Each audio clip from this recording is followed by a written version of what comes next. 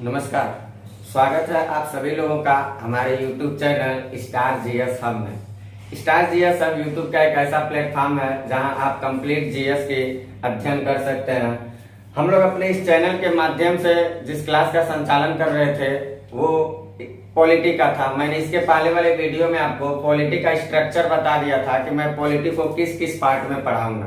तो इसके लिए मैंने 3 खंड बताया था। खंड क मैंने बताया था कि उसमें मैं आपको कुछ बातों को बताऊंगा। खंड ख में मैंने बताया था गवर्नमेंट के बारे में स्पेशल चर्चा करूंगा, और खंड ग के बारे में मैंने बताया था बहुत सारे समिति, आयोग, संगठन और संविधान संशोधन इत्यादि मुद्दों पे हम लोग चर्चा करेंगे।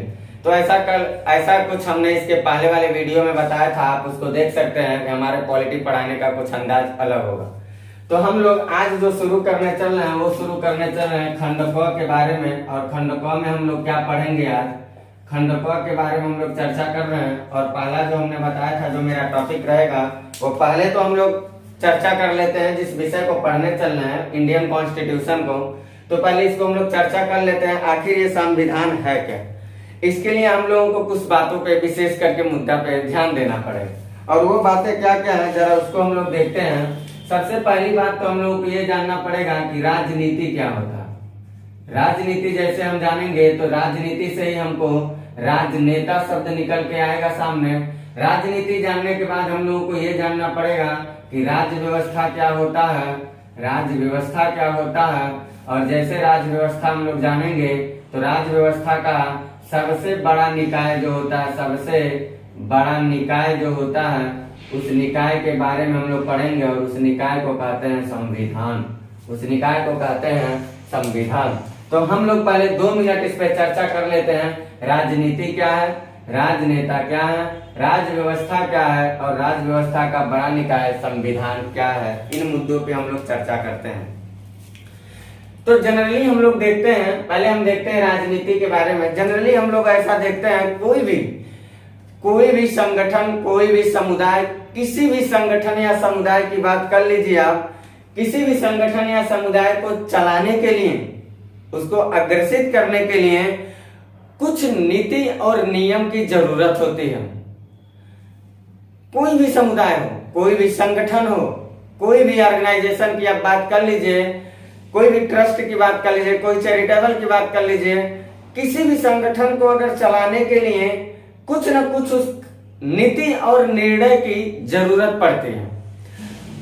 और किसी स्थिति के अनुसार जब कोई व्यक्ति कोई खास निर्णय लेता है उस संगठन को चलाने के लिए, तो उसकी निर्णय लेने की जो प्रक्रिया होती है वही प्रक्रिया राजनीति कहलाती है।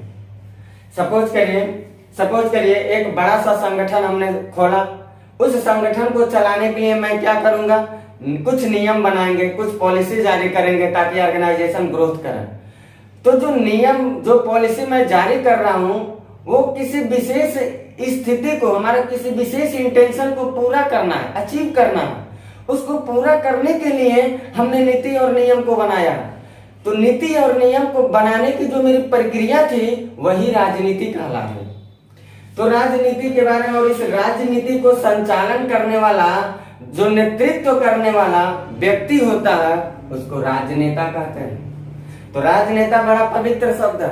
भले इसको समाज के दायरे में लोग गलत अंदाज में देखते होंगे, लेकिन राजनेता बहुत पवित्र शब्द है। इसको हम लोग ऐसे समझ लेते हैं, किसी भी संगठन या समुदाय का नेतृत्व करने वाला जो व्यक्ति होता है उसको नेता कहते हैं, नेता। अब वो नेता किस संदर्भ में काम कर रहा है, अगर राजनीतिक घरानों से काम कर रहा है तो उसको हम राजनेता बोलेंगे। यानी कि किसी सभा, संगठन या संस्था का नेतृत्व करने वाला व्यक्ति, दैट इज कॉल्ड लीडर, नेता कहलाएगा। अब हम लोग देखते हैं राज्य व्यवस्था के बारे में। राज्य व्यवस्था क्या होती है? तो कोई भी सामाजिक व्यवस्था की आप बात कर लीजिए, किसी भी सामाजिक व्यवस्था की बात कर लीजिए, समाज का हर व्यक्ति, कोई भी व्यक्ति हो, समाज का प्रत्येक व्यक्ति किसी न किसी सामाजिक व्यवस्था से बंधा रहता है। अगर उसको जीवन जीना है, समाज शास्त्र क्या कहता है, अगर उसको जीवन जीना है तो समाज से उसको जुड़ना पड़ेगा। और समाज सामाजिक संबंधों की एक जाल होती है।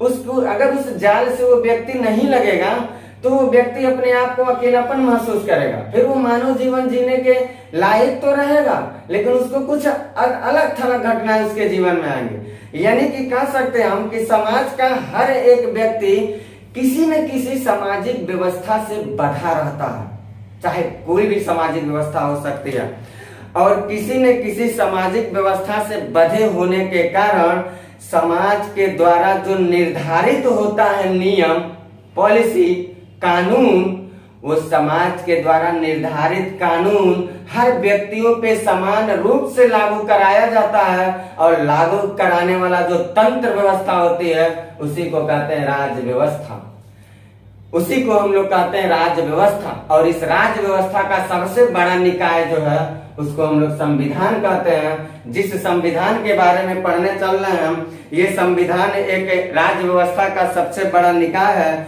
जो सरकार का गठन करता है, सरकार के अंगों कार्यपालिका, विधायिका और न्यायपालिका का उल्लेख करता है। इसके अलावा सरकार के कर्तव्य और दायित्वों का निर्धारण करता है, साथ ही साथ जनता और नागरिकों के बीच उनके अधिकार और उनके कर्तव्यों का उल्लेख करता है। इन सब का निर्धारण करने वाला भारत का सबसे बड़ा पवित्र ग्रंथ जो है, या कह सकते हैं राज्य व्यवस्था का सबसे बड़ा निकाय जो है, उसी को हम लोग बोलते हैं संविधान।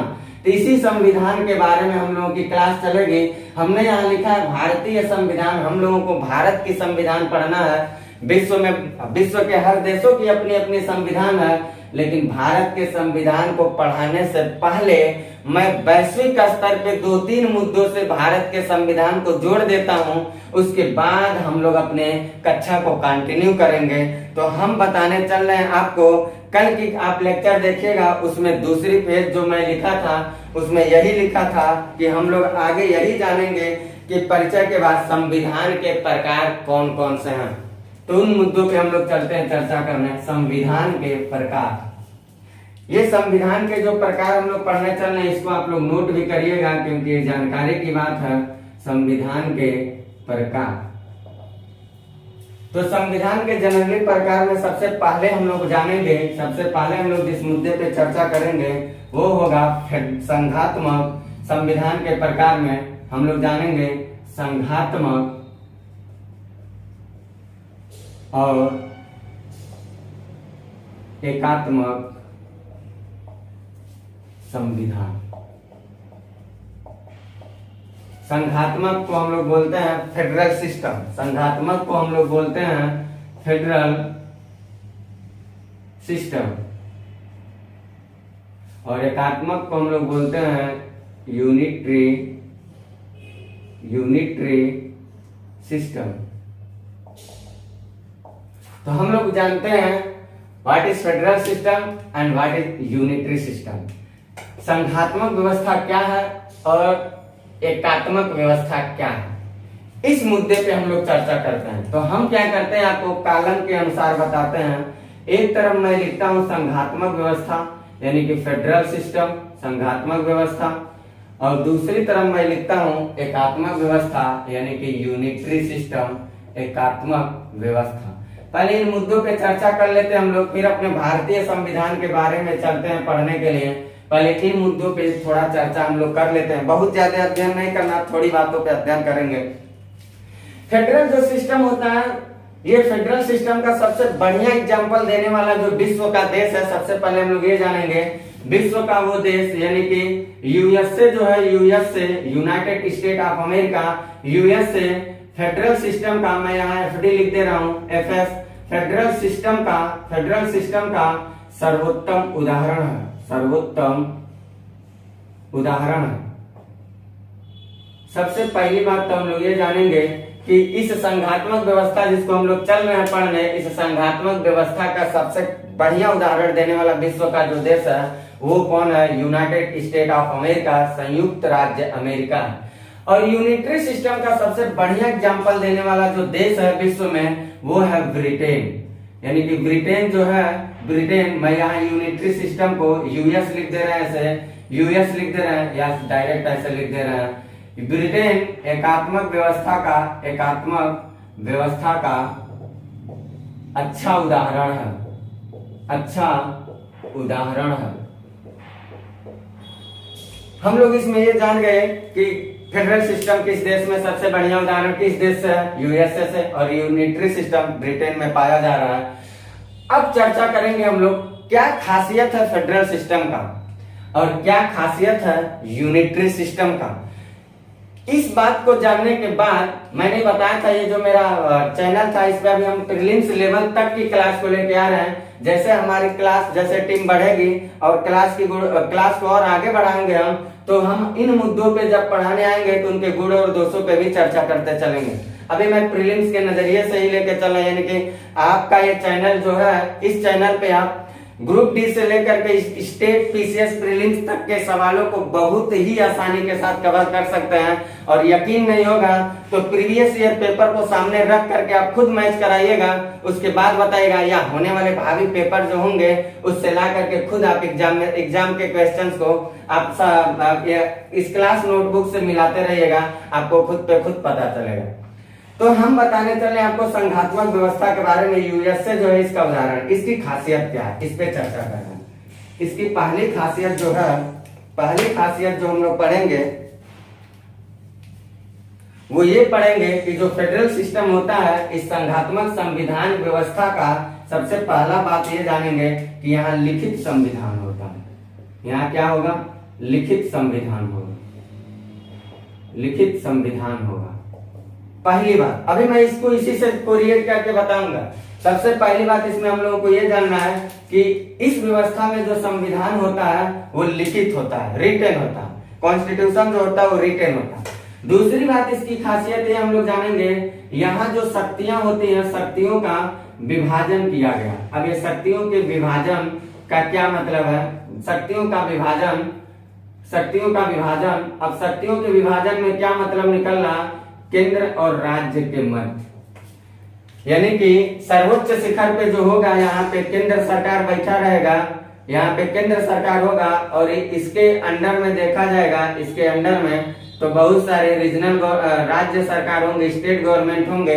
लेकिन इसकी जो पावर होगी और इसके जो पावर होगी, इन दोनों के पावर में विभाजन, डिवाइडेशन कर दिया गया रहेगा। इसका अपना पावर होगा, इसका अपना पावर होगा। ऐसा फेडरल सिस्टम का उदाहरण होता है। यानी कि एक सेंट्रल गवर्नमेंट होगा जो सर्वोच्च शिखर पर बैठा रहेगा और दूसरा बहुत सारे स्टेट गवर्नमेंट होंगे जो अपने अपने क्षेत्र, अपने अपने राज्य सीमाओं के अंदर अपने क्षेत्राधिकार को लेकर के अपना खुद नियम कानून लागू करेंगे। अब एक बात ये उठता है कि ऐसी व्यवस्था क्यों किया जा रहा है, ये किस तरह से जुड़े रहते हैं।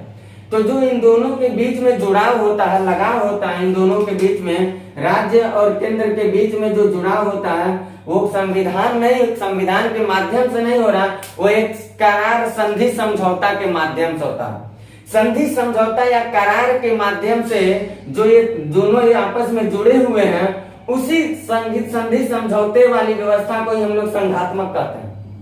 यानी इसकी अपनी कुछ शर्तें होंगी और इसकी भी अपनी कुछ शर्तें रहती हैं। ये दोनों एक दूसरे के शर्तों को मान करके शासन को लेके आगे चलते हैं, राष्ट्र को लेके आगे बढ़ते हैं, ऐसा कुछ व्यवस्था। यानी कि तीसरी बात यहाँ एक फायदा ये हो जा रहा है इस फेडरल सिस्टम का।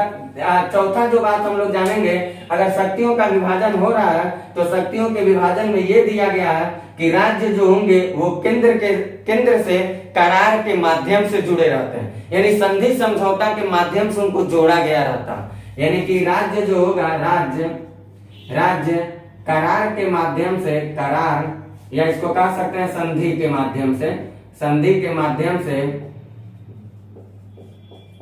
केंद्र से जुड़ा रहता है, केंद्र से जुड़ा रहता है। इस बात को हम लोगों को याद रखना है। अगली बात इसमें ये देखना हम लोगों को, अगली बात इसमें ये देखना फेडरल सिस्टम की खासियत जो है वो ये है। अब बताइए आप, अगर यहाँ सेंट्रल गवर्नमेंट या स्टेट गवर्नमेंट है तो आप एक बात बताइए, इसके पास भी सरकार चलाने का तंत्र व्यवस्था होगा, इसके पास भी सरकार चलाने का तंत्र व्यवस्था होगा, इसके पास जो होगा, इसके पास भी कानून बनाने की तंत्र व्यवस्था होगी, इसके पास भी कानून बनाने की तंत्र व्यवस्था होगी। यानी कि यहाँ और यहाँ दो जगह पे कानून बनाने वाला घर है, कानून को लागू करने वाला घर है। इसका मतलब ये हुआ कि सदन जो होंगे, दल जो होंगे, राष्ट्र को संचालित करने वाले घर जो होंगे, वो दोनों स्तर पे पाए जाएंगे। तो उसको हम लोग इसको इस भाषा में बोल सकते हैं कि इसकी अगली खासियत जो होगी वो होगी द्विसदनीय। द्विसदनीय, यहाँ द्विसदनीय जो होगा, विधायिका भी होगा, द्विसदनीय विधायिका होगी, यानी कानून बनाने का खाका तैयार करने का घर होगा। द्विसदनीय कार्यपालिका भी होगा, द्विसदनीय कार्यपालिका होगा। ऐसे द्विसदनीय स्तर पे हर चीज देखा जाएगा। यहाँ पे हर चीज दो सदन के स्तर पे देखा जाएगा। फिर अगली खासियत इसकी जो हम लोग देखेंगे, अगली खासियत हम लोगों को संघात्मक व्यवस्था का ये होगा। ये बताइए, अगर इसके पास कानून बनाने का घर हो गया, कानून को लागू करने का घर हो गया, इसके पास भी कानून बनाने का घर हो गया, कानून को लागू करने का घर हो गया, तो ये सेंट्रल गवर्नमेंट जो होगा ये अपने लिए अपने जनता के प्रति रिस्पॉन्सिबल होगा। ये अपने लिए अपने जनता के प्रति रिस्पॉन्सिबल होगा। तो ये अपने नागरिकों को एक अलग से गारंटी पत्र देगा। ये अपने नागरिकों को एक अलग से गारंटी पत्र देगा। इसका मतलब ये हुआ कि यहाँ नागरिकता का जो प्रावधान होगा वो दोहरी होगा, यानी कि फेडरल सिस्टम में दोहरी नागरिकता का प्रावधान दिखाई देता है। तो अगली खासियत हम लोग इसकी क्या देखेंगे, यहाँ दोहरी नागरिकता का प्रावधान होगा, दोहरी नागरिकता का प्रावधान होगा। इसके अलावा इसमें हम लोगों को अगले मुद्दे पे हम लोग चर्चा करेंगे वो ये करेंगे कि जब विधायिका और कार्यपालिका का बंटवारा कर दिया गया है, तो विधायिका और कार्यपालिका, विधायिका कानून बनाने का काम कर रही, कानून की खाका विधेयक तैयार करने की काम कर रही है, कार्यपालिका उसको लागू कराने के काम कर रही है। इसीलिए न्यायपालिका को क्या किया गया रहता है, लोकतंत्र की अवधारणा को बचाए रखने के लिए स्वतंत्र रखा जाता है, ताकि अगर विधायिका और कार्यपालिका अपने गतिविधियों का संविधान के अनुसार लागू न करें, तो ऐसी परिस्थिति में न्यायपालिका जाकर के उन लोगों के ऊपर हस्तक्षेप लगा दे, हस्तक्षेप करें, ताकि वो लोग कांस्टेंट रहें। इसलिए यहाँ पे हम लोगों को अगली खासियत जो देखना है वो ये देखेंगे कि यहाँ स्वतंत्र न्यायपालिका होगी, स्वतंत्र न्यायपालिका होगी। न्यायपालिका जो होगी वो स्वतंत्र होगी। इसके अलावा इसमें हम लोगों को एक बात पे और चर्चा करना है। यहाँ न्यायपालिका हमने देख लिया, स्वतंत्र हो गया। सरकार केंद्र और राज्य स्तर पे हो गया।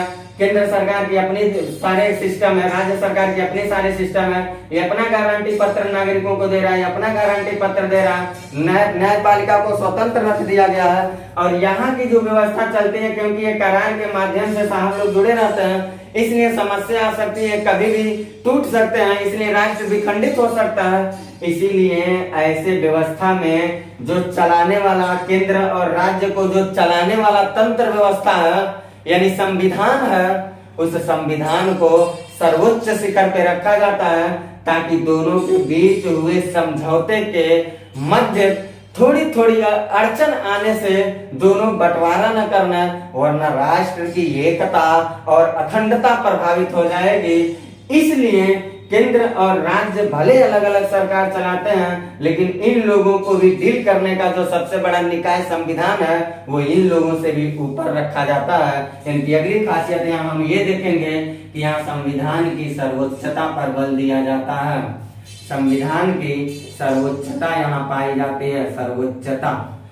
संविधान की जब सर्वोच्चता हो गई तो एक सवाल और उठेगा कि ये बता दे भाई मास्टर साहब कि संविधान की जब सर्वोच्चता है तो संविधान विश्व में हम एक कठोर देखते हैं, एक नम्य संविधान देखते हैं, यानी कि एक बहुत ही कठोर होता है, एक नम्य होता है। नम्य का मतलब एक तरह से लचीला कह सकते हैं, लचीला संविधान। कुछ ऐसे होते हैं देश जहां लचीला कम कठोर ज्यादा, कुछ ऐसे होते हैं जहां कठोर कम लचीला ज्यादा। ऐसी कुछ व्यवस्थाएं पाई जाती हैं। तो यहाँ फेडरल सिस्टम में जो संविधान की सर्वोच्चता दी गई है, वो संविधान की सर्वोच्चता बरकरार तब रहेगी जब हम संविधान को कठोर संविधान के रूप में लागू करेंगे। जनरली अगर हम संविधान को कठोर संविधान के रूप में लागू नहीं करते हैं, तो संविधान की सर्वोच्चता जो होगी, ये संविधान की सर्वोच्चता प्रभावित हो जाएगी, क्योंकि सरकार किसी भी समय किसी भी तरह की अमेंडमेंट को ला करके कभी भी ये दोनों अपने करार माध्यम से हट सकते हैं और संविधान को प्रभावित हो सकता है। इसलिए संघात्मक व्यवस्था में जनरली देखा जाता है संविधान जो होता है, संविधान वो कठोर होता है। संविधान का स्वरूप कठोर होता है, कठोर होता है। ऐसे करके हम लोगों को फेडरल सिस्टम में कुछ ऐसे हम लोगों को अलग अलग पहचान देखना है। जो फेडरल सिस्टम की एक अलग अलग पहचान व्यवस्था है, हम लोगों ने क्या क्या देखा कि यहाँ यूएसए है सबसे बढ़िया उदाहरण। लिखित संविधान होता है, यहाँ पे शक्तियों का विभाजन कर दिया गया, एक जगह केंद्र है, अगर नीचे सब राज्य सरकार बने रहेंगे। ये शक्ति का जो विभाजन होगा ये राज्य और केंद्र के बीच में समझौता होता है, समझौता करार के माध्यम से जुड़े रहते हैं, समझौते के माध्यम से जुड़े रहते हैं। अब समझौते के माध्यम से अगर ये जुड़े हैं तो समझौते के माध्यम से जुड़े होने के वजह से ही इनके पास क्या होगा, इनके पास जो होगा शक्तियों का विभाजन जब कर दिया गया, समझौते से जोड़ दिया गया है, तो केंद्र सरकार को अपना पावर दिया जाएगा, राज्य सरकार को अपना पावर दिया जाएगा। इसके पास अपनी सरकार चलाने की तंत्र व्यवस्था भी इसके पास अपनी होगी। ये अलग से कानून बनाएगा, ये अपने लिए कानून बनाएगा। ये जो होगा अपने नागरिकों के लिए एक अपनी गारंटी पत्र देगा, ये अपना गारंटी पत्र देगा, यानी दोहरी नागरिकता होगी, द्विसदनी विधायिका कार्यपालिका होगी, स्वतंत्र न्यायपालिका होगी, दोनों हस्तक्षेप न कर पाए संविधान के हिसाब से, और दोनों के बीच जब समझौता है तो दोनों विवाद बार बार न कर लें, इसलिए संविधान को सर्वोच्च रख दिया गया। और संविधान को सर्वोच्च रखा गया है तो संविधान अगर लचीला रहेगा तो किसी भी समय मतभेद हो सकता है, इसलिए संविधान का स्वरूप यहाँ कठोर कर दिया गया है। इतनी बातों को आप लोग समझ पा रहे हैं या नहीं? इतनी बातें मैंने फेडरल सिस्टम के बारे में बताया। अब हम इसी को यूनिटरी सिस्टम से जोड़ने चल रहे हैं। जितनी इधर बातें पढ़े हैं इन्हीं बातों को हम लोग देखेंगे, फिर यहाँ यूनिटरी सिस्टम देखेंगे, उसके बाद हम लोग देखेंगे कि भारत का संविधान क्या है, फेडरल है या यूनिटरी है, या फेडरल यूनिटरी दोनों मिलकर के क्वाजी फेडरल सिस्टम है। इस पे हम लोग चर्चा करेंगे। तो मैं आपको बताने चल रहा हूँ यूनिटरी सिस्टम के बारे में। तो यूनिटरी सिस्टम के बारे में सबसे पहले हम लोगों ने क्या देख लिया, ये ब्रिटेन से लिया गया। दूसरी बात हम लोग इसमें क्या देख लेंगे, यहाँ हमने क्या देखा था कि यहाँ लिखित संविधान है, तो यहाँ क्या होगा भाई, इसको भी जानना हम लोगों का जरूरी है। तो जरूरी नहीं है कि यूनिटरी सिस्टम का संविधान लिखित ही हो, ये जरूरी नहीं है। यहाँ लिखित भी हो सकता है, मौखिक अलिखित भी हो सकता है, दोनों स्वरूप में पाया जा सकता है। जैसे इसका सबसे बढ़िया उदाहरण अगर विश्व में देखा जाएगा तो एकात्मक व्यवस्था को रखने वाला फ्रांस भी है यूनिटरी सिस्टम से, और यूनिटरी सिस्टम को रखने वाला ब्रिटेन भी है। लेकिन फ्रांस की जो संविधान है वो लिखित है और ब्रिटेन की संविधान जो है वो अलिखित है। इसका मतलब ये हुआ कि एकात्मक यूनिटरी सिस्टम में आने वाले जो देश हैं उन देशों के संविधान जरूरी नहीं है लिखित ही होंगे। इसलिए यहाँ हम लोग क्या जानेंगे, यहाँ लिखित जैसे फ्रांस, और क्या जानेंगे अलिखित जैसे ब्रिटेन। इन दोनों रूप में यानी लिखित अलिखित दोनों, लिखित और अलिखित दोनों प्रकार के संविधान यहाँ देखे जाएंगे। तीसरी बात इसमें हम लोगों को ये देखना पड़ेगा कि यहाँ जो शक्तियों का विभाजन था केंद्र राज्य के बीच में, तो यहाँ शक्तियों का विभाजन होता है या नहीं होता। तो याद रखिएगा, यहाँ पे बैठा हुआ जो शख्स होगा, यहाँ पे जो बैठा हुआ केंद्र शख्स होगा, यही देश की अंतिम सीमाओं तक, सपोज करिए देश की अंतिम सीमा है, इस देश की अंतिम सीमा तक किसी का मोनोपोली चलेगा, यानी कि यहाँ पर किसी भी शक्तियों का विभाजन नहीं किया जाएगा। यही इस देश के चारों तरफ यहाँ से लेकर के यहाँ तक चारों दिशाओं में शासन करेगा। यानी कि हमको ये जानना है यहाँ शक्तियों का विभाजन नहीं होगा, शक्तियों का विभाजन नहीं होगा। फिर अगली फेज हम लोगों को ये जानना है, यहाँ हम लोगों ने देखा कि राज्य करार या संधि के माध्यम से केंद्र से जुड़ा रहता है, लेकिन यहाँ पे कोई संधि और कोई करार, ऐसी कोई संधि और कोई करार के माध्यम से नहीं जुड़ा रहता है। इसलिए हम लोग यहाँ रखेंगे कि कोई राज्य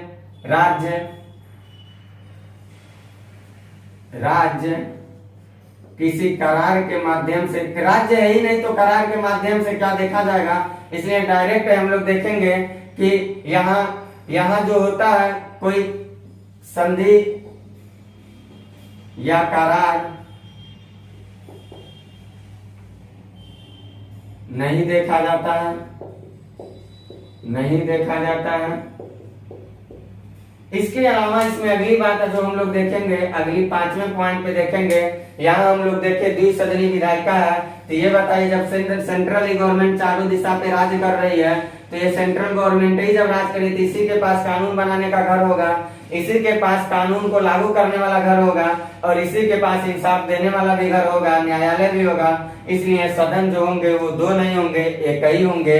यानी कि यहाँ पे हम लोग देखेंगे एक सदनीय विधायिका कार्यपालिका इत्यादि लिख देते हैं, यानी कि सारे सिस्टम यहाँ एक सदनीय होंगे। इसके अलावा हम लोग देखेंगे यहाँ दोहरी नागरिकता था, क्यों था भाई, क्योंकि केंद्र और स्टेट दो गवर्नमेंट अलग अलग थे। यहाँ जब एक ही है तो अपने नागरिकों को, अपने लोगों को गारंटी पत्र एक ही देगा, इसलिए यहाँ एकहरी नागरिकता पाया जाता है, एकहरी नागरिकता पाया जाता है, एकहरी नागरिकता का प्रावधान है यहाँ पे।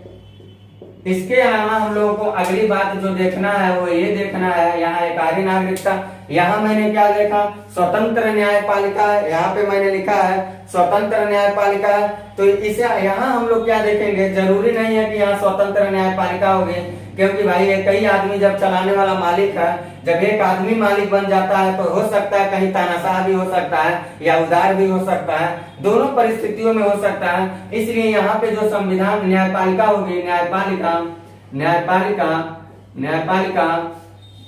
यहाँ लिखे है स्वतंत्र न्यायपालिका होगी, यहाँ स्वतंत्र न्यायपालिका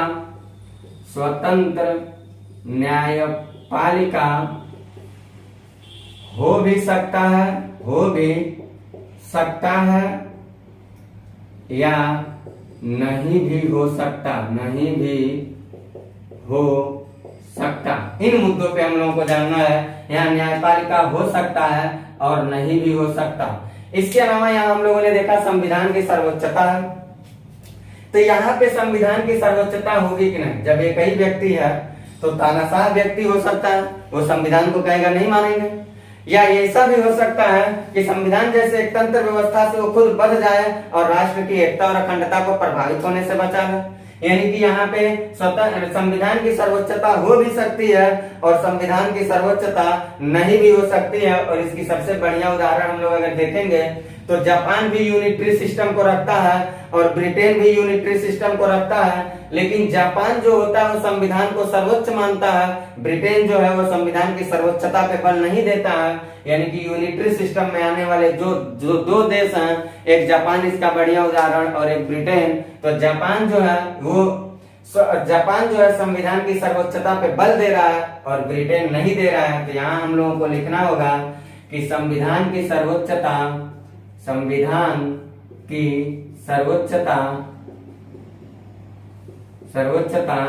हो भी सकता अथवा नहीं भी हो सकता। तो हो सकता में हम लोग क्या जानेंगे, अगर हो सकता है तो इसका बढ़िया उदाहरण, और नहीं हो सकता है तो इसका बढ़िया उदाहरण। इन दोनों बातों को जानेंगे तो यहाँ हम लोगों को सबसे सटीक एग्जाम्पल मिलेगा जापान और यहाँ सबसे सटीक एग्जाम्पल मिलेगा ब्रिटेन। तो इन बातों को देखना है। इसके अलावा हम लोगों को एक लास्ट बात इसमें और चर्चा कर लेना है कि यहाँ हमने लिखा संविधान का स्वरूप जो होगा कठोर होगा। तो यहाँ कठोर ये कठोर अथवा नम्य दोनों हो सकता है। नम्य क्या कह सकते हैं इसको एक भाषा में, लचीला दोनों हो सकता है। क्योंकि यूनिटरी सिस्टम में आने वाला देश जो है, फ्रांस और यूनिटरी सिस्टम को ही फॉलो करने वाला देश ब्रिटेन, दोनों है। लेकिन फ्रांस जो है, फ्रांस की संविधान हम कठोर संविधान देखते हैं और ब्रिटेन की संविधान लचीला संविधान देखते हैं। इसलिए यूनिटरी सिस्टम में संविधान का जो स्वरूप होगा वो संविधान का स्वरूप जरूरी नहीं है कि वो कठोर ही हो या वो मुलायम ही हो। तो वो कठोर भी हो सकता है और मुलायम भी हो सकता है। यानी कि कठोर का अगर उदाहरण हम देखेंगे विश्व में तो हमको फ्रांस दिखेगा, और लचीला का उदाहरण अगर देखेंगे विश्व में तो हमको ब्रिटेन दिखेगा। तो इन मुद्दों पे हम लोगों को चर्चा करना है। अभी मैंने आपको क्या बताया कि भारत में जो वैश्विक धरातल पे जो संविधान के प्रकार देखे जा रहे हैं उसमें एक संविधान के प्रकार में एक संघात्मक है और एक एकात्मक है। यानी कि एक फेडरेशन सिस्टम है, फेडरल सिस्टम, और एक यूनिटरी सिस्टम। तो फेडरल सिस्टम क्या है, यूनिटरी सिस्टम क्या है, मैंने उसको बताया है। अब सवाल उठता है कि भारत क्या फेडरल सिस्टम को फॉलो करता है या यूनिटरी सिस्टम को फॉलो करता है, या दोनों के अवयव को लेकर के एक नई तंत्र व्यवस्था को लेकर के चलता है। इन मुद्दों पे हम चर्चा करने चल रहे हैं। तो इसका आप वो ले लीजिएगा, इसका आप स्क्रीनशॉट ले लीजिए। अब हम लोग देखते हैं भारत की स्थिति संविधान के प्रकार में। अब हम लोग देखते हैं भारत के बारे में। तो भारत के बारे में हम यही जनरली यही लेके चल सकते हैं। भारत का जो संविधान है वो संघात्मक भी है और एकात्मक भी है, यानी दोनों लक्षणों को लेकर चलता है। इसीलिए भारत के संविधान को अगर कहा जाए भारत का संविधान जो है वो फेडरल भी है, वो फेडरल सिस्टम भी है और यूनिटरी सिस्टम भी है। तो फेडरल और यूनिटरी अगर दोनों के लक्षण हैं तो भारत को क्या कहते हैं, इसीलिए भारत को कहते हैं क्वाजी फेडरल सिस्टम, यानी अर्ध संघीय है। भारत का जो संविधान है वो अर्ध संघीय है। इसमें फेडरल के भी लक्षण दिखाई देंगे और यूनिटरी के भी लक्षण दिखाई देंगे। कैसे दिखाई देंगे, यहाँ मैंने लिखा है कि लिखित संविधान होगा, और यहाँ लिखा है लिखित भी हो सकता और अलिखित भी हो सकता। जनरली यहाँ अलिखित को देखा जाता है। तो ये देखिए हम लोगों ने यहाँ दोनों सस्पेंशन की बात आ रही है, तो हम लोग कहाँ आ रहे हैं, यहाँ पे आ रहे हैं दूसरे नंबर पे। इसको उठा लीजिए और लाके भारत के संविधान में रख लीजिए। भारत का संविधान लिखित है। यहाँ है शक्तियों का विभाजन है, यहाँ लिखा है शक्तियों का विभाजन नहीं। तो भारत देश में शक्तियों का विभाजन है। भारत में भी एक सेंट्रल गवर्नमेंट पे स्टेट में सेंट्रल गवर्नमेंट बैठती है, सर्वोच्च शिखर पे केंद्र सरकार बैठती है और इसके नीचे बहुत सारे राज्य सरकारें होती हैं, यानी कि शक्तियों का विभाजन है। तो भारत में ये देखा जाता है। तीसरी बात लिखा गया राज्य करार या संधि के माध्यम से केंद्र से जुड़ा रहता है। तो याद रखिएगा हमारे यहाँ के सेंट्रल गवर्नमेंट स्टेट गवर्नमेंट को किसी संधि समझौता के माध्यम से नहीं जोड़ा है। संधि समझौता के माध्यम से जोड़ देता है तो हमें लग रहा है भारत में भी आज इतना पॉलिटिकल बैकग्राउंड चल रहा है, ऐसे जाति धर्म के मुद्दे इतना ज्यादा उठते जा रहे हैं, तो हमारे हिसाब से राज्य सरकारों के बीच मतभेद बहुत ज्यादा आ जाता है और बार बार सेंट्रल गवर्नमेंट को कमजोर करने के लिए वो तमाम तरह के कदम उठाते हैं। तो याद रखिएगा हमारे यहाँ राज्य जो है वो करार या किसी संधि के माध्यम से नहीं जुड़े हैं, संविधान सभा के द्वारा जुड़े हैं, संविधान के द्वारा जुड़े हैं। तो यहाँ हम लोगों के पास ये नहीं है। तो इसमें हम लोगों के पास क्या आ जाएगा, संधि या करार का माध्यम, संधि या करार का माध्यम। यहाँ से ये चीज ले लीजिए, ये नहीं देखा जाता है। फिर यहाँ मैंने लिखा है द्विसदनी विधायिका कार्यपालिका सब होगी, यहाँ लिखा है एक सदनी विधायिका कार्यपालिका होगी। ये चीजें हमारा नहीं है, यहाँ से ये नहीं है, यहाँ से एक सदनी हम लोगों के पास नहीं है। भाई देखिए हमारे यहाँ सेंट्रल गवर्नमेंट स्टेट गवर्नमेंट दो है, इसलिए सेंट्रल गवर्नमेंट के पास भी कल वाले वीडियो पे देखिएगा स्ट्रक्चर बनाया था विधायिका कार्यपालिका न्यायपालिका, स्टेट गवर्नमेंट का भी बनाया था विधायिका कार्यपालिका न्यायपालिका। इसलिए हम लोगों के पास एक सदनी विधायिका नहीं रखा गया है। हमारे भारत देश में द्विसदनी विधायिकाएं रखी गई हैं, द्विसदनी कार्यपालिकाएं रखी गई हैं। अब दो सदन होने के नाते भारत देश क्या करता है, ये देखिए सेंट्रल गवर्नमेंट अलग से, स्टेट गवर्नमेंट अलग से नागरिकों को प्रमाण पत्र नहीं देते, गारंटी कागज नहीं देते। हमारे यहाँ भले विधायिकाओं का कार्यपालिकाओं का बंटवारा सरकार का कर दिया गया, लेकिन हमारे यहाँ जो सरकार के अंडर में पालने वाले जो लोग हैं, जो यहाँ के नागरिक हैं, उनको नागरिकता बस एक ही मिलती है, वो भी सेंट्रल गवर्नमेंट से मिलती है, गवर्नमेंट ऑफ इंडिया से मिलती है। भारत सरकार केवल इस प्रमाण पत्र को जारी करने का अधिकार रखता है, राज्य सरकार नहीं रखता है। अभी जम्मू कश्मीर अपवाद में पहले देखा भी जाता था, लेकिन अभी तो उसको हटा दिया गया। तो यहाँ हम लोग देखेंगे दोहरी नागरिकता हम लोग यहाँ से नहीं लिए हैं, भले हम लोगों के पास विधायिकाएं दो हैं, हम लोग ब्रिटेन की एकहरी नागरिकता प्रणाली को लेकर के चले आए हैं। हम लोग ब्रिटेन की एकहरी नागरिकता प्रणाली को लेकर के चले आए हैं। यहाँ स्वतंत्र न्यायपालिका दिया गया है, यहाँ स्वतंत्र न्यायपालिका जरूरी नहीं है होगा, इसलिए हमारे यहाँ विधायिका और कार्यपालिका कोई अवैतनिक काम न कर पाए, संविधान की मर्यादा का उल्लंघन न करे, लोकतंत्र की अवधारणा को डिस्टर्ब न करे, इसलिए न्यायपालिका को हम लोग स्वतंत्र रखे हैं, अलग से रखे हैं, ताकि जहां विधायिका जहां कार्यपालिका कानून बनाने और लागू करने में समस्या उत्पन्न करेंगी, तो भारत की न्यायपालिका दौड़ के चली जाएगी और जाके कह देगी कि बेटा शांत रहो, तुम अपने अधिकार क्षेत्र से बाहर जा रहे हो। यानी कि यहाँ पे स्वतंत्र न्यायपालिका जैसी बातें जो हैं ये लिया गया है, यहाँ स्वतंत्र यहाँ की ये बातें हमने नहीं लिया। फिर यहाँ संविधान की सर्वोच्चता, यहाँ संविधान की सर्वोच्चता हो भी सकता, नहीं भी हो सकता। तो हमारे यहाँ याद रखिएगा, भारत देश में सबसे बड़ा निकाय के रूप में जो जाना जाता है, भारत देश की सबसे बड़ी पवित्र ग्रंथ जो लोकतंत्र की अवधारणा को, राष्ट्र की एकता और अखंडता को बचाने में सक्षम रखती है, वो देश की संविधान है। इसलिए संविधान की सर्वोच्चता हम लोग दिए हैं। तो यहाँ हम लोग यूनिटरी सिस्टम से हम लोगों ने इस फेज को भी ले लिया, संविधान की सर्वोच्चता का। यहाँ लिखा है संविधान का स्वरूप कठोर होगा, और यहाँ लिखा है कठोर अथवा लचीला दोनों हो सकता है। तो याद रखिएगा, हमारे भारत का जो संविधान है वो कठोर नहीं है, यानी कि ये फेज हम लोग नहीं लिए हैं। हम लोगों के पास ये यूएसए में लिखा है, यूएसए में अभी हम लोग वहां देखेंगे 3/4 बहुमत पास करना होता है, 3/4 बहुत हार्ड संविधान है। हमारे यहाँ क्या किया गया, यहाँ से ये बात ले लीजिए, ये बात ले लीजिए, लेकिन कठोर और लचीला दोनों हमारे यहाँ देखा जाता है, लेकिन हमारे यहाँ लचीला जो है वो ज्यादा है और कठोर जो है वो कम है। यानी भारत का संविधान जो है वो कठोर की अगर बात करें तो बहुत कम दिखता है, और लचीला की अगर बात करें तो बहुत ज्यादा दिखता है, लेकिन है दोनों स्वरूपों में। इसलिए भारत का जो संविधान मैंने बताया, अगर आपसे कोई पूछे फेडरल और यूनिटरी सिस्टम को बताओ भैया, तो ऐसे आप बताइए, मैंने पूरी बातों को बताया।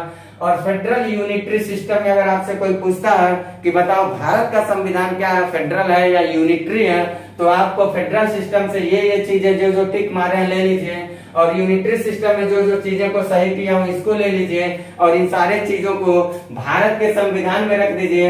यानी फेडरल की भी बात को रखिए, यूनिटरी की भी बात को रखिए, और बोलिए भारत देश जो है वो क्वाजी फेडरल सिस्टम है, अर्ध संघीय व्यवस्था को रखने वाला भारत का संविधान है। तो मैंने आपको पूरा कंप्लीट बता दिया संविधान के प्रकार को। अगले लेक्चर के साथ हम मिलते हैं शासन प्रणाली को लेकर के और शक्ति पृथक्करण के सिद्धांत को लेकर। उसके बाद हम लोग भारतीय संविधान की निर्माण प्रक्रिया को पढ़ना शुरू करते हैं।